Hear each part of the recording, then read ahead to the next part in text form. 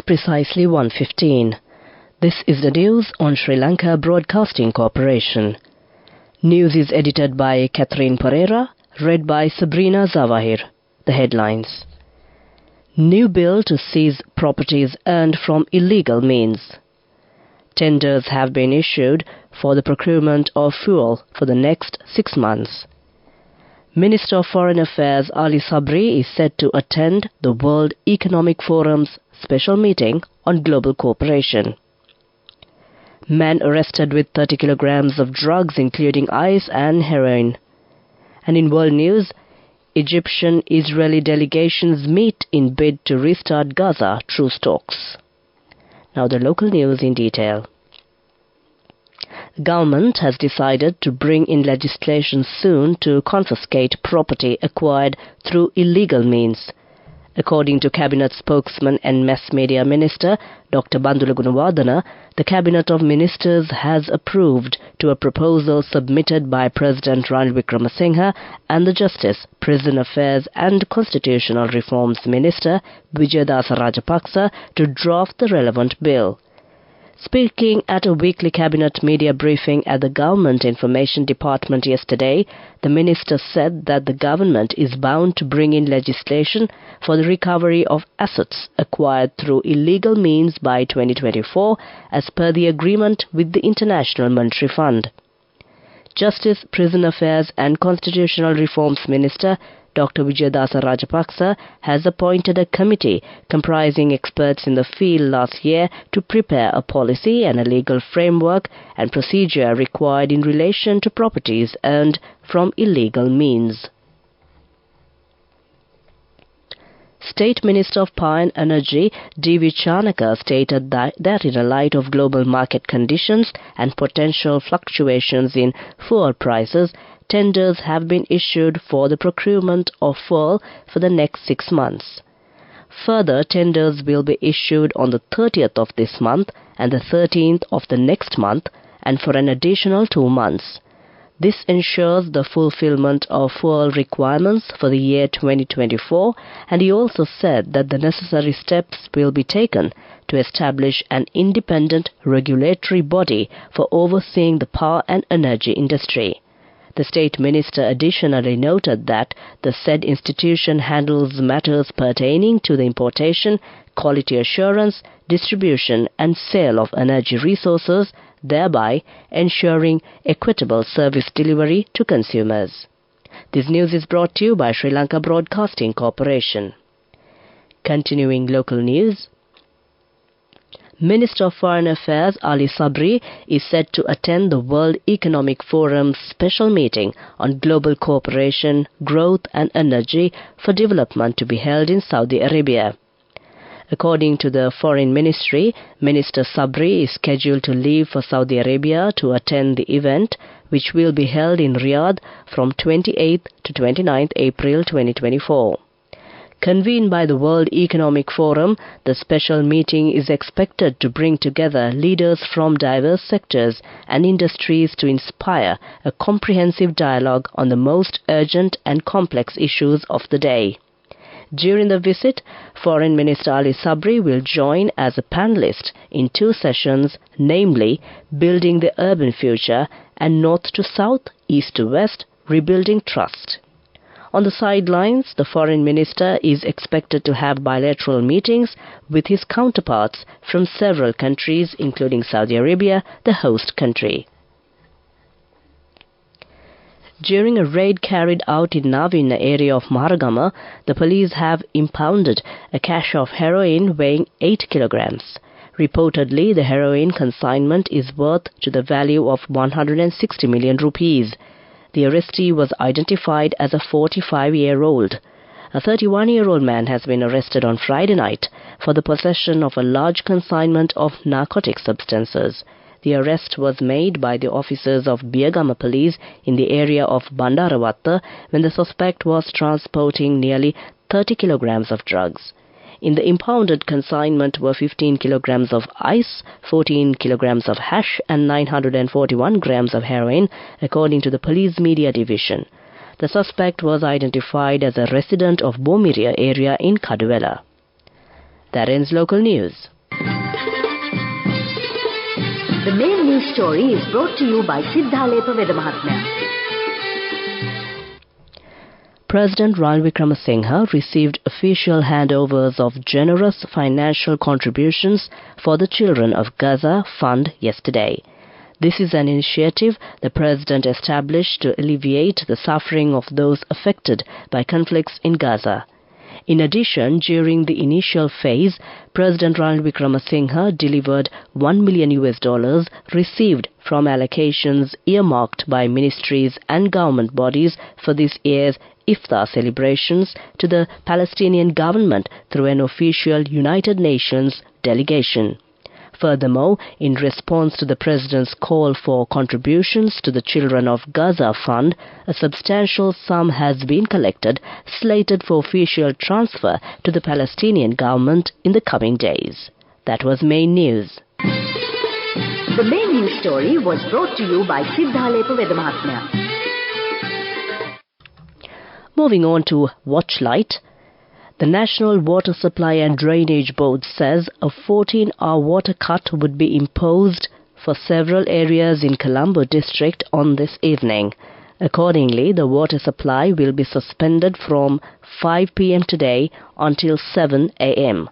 tomorrow in Colombo 5 and 6, Dahiwala Mount Lavinia Urban Council and Moratuwa Urban Council area, as well as in Jayantipura and Palawatta areas.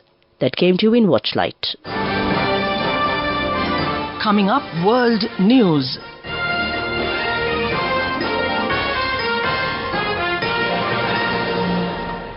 Taking a look at the headlines of the world news, Egyptian-Israeli delegations meet in bid to restart Gaza truce talks.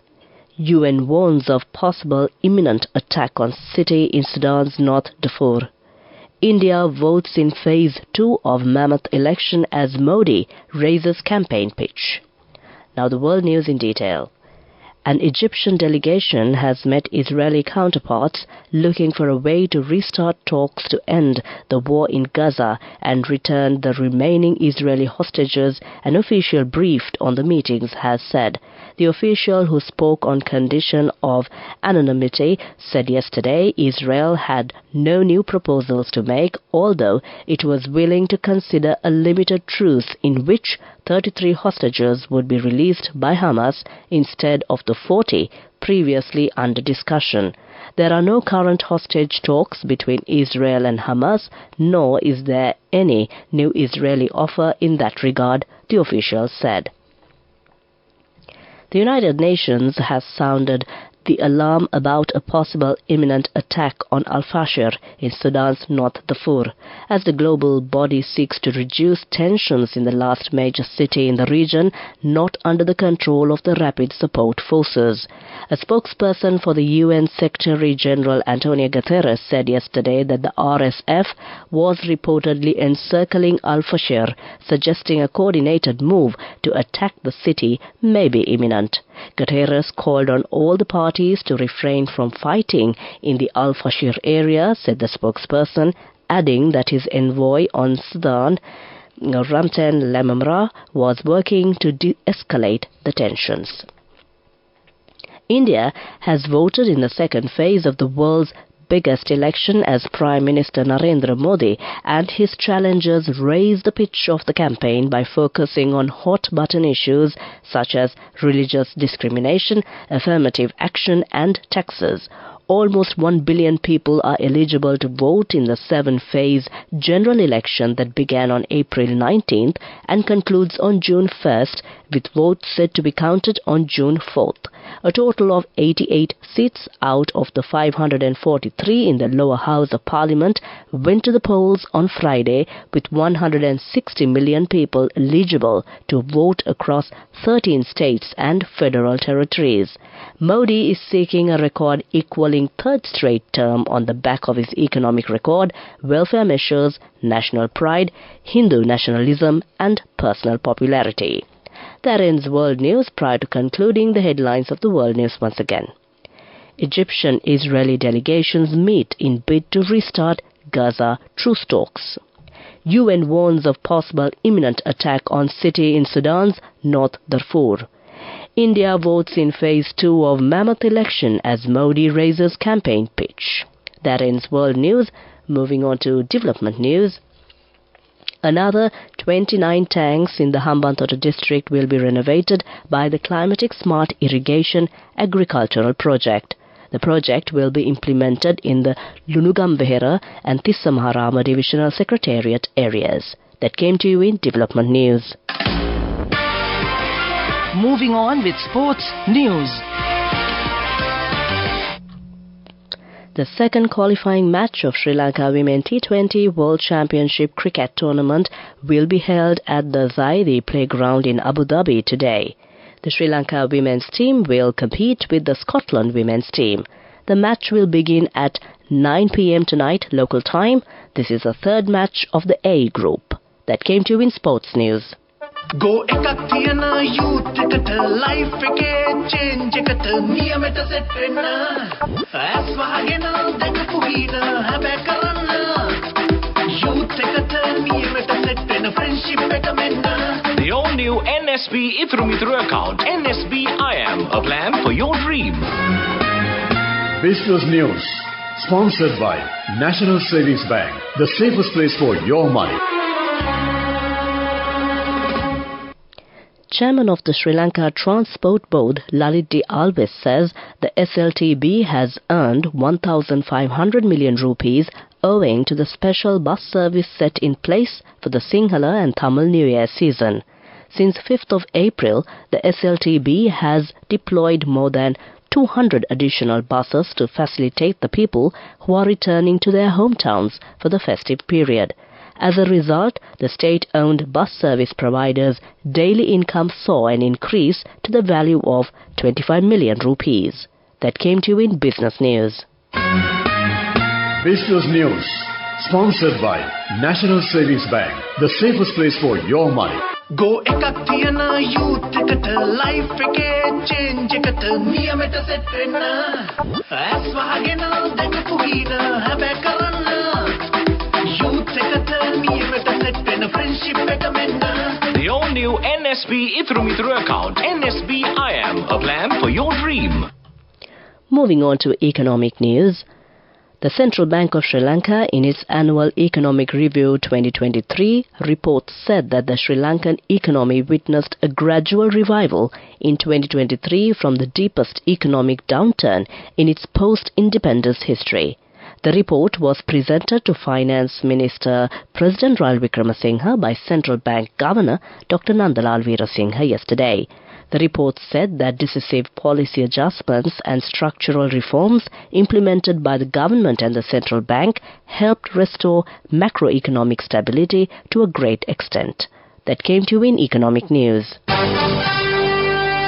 Weather report. Finally, we take a look at the weather report. Showers or thundershowers will occur at several places in western, Sabaragamuwa, central, southern, northwestern and Uva provinces after 2 p.m. Showers or thundershowers may occur at a few places in north-central province during the evening or night.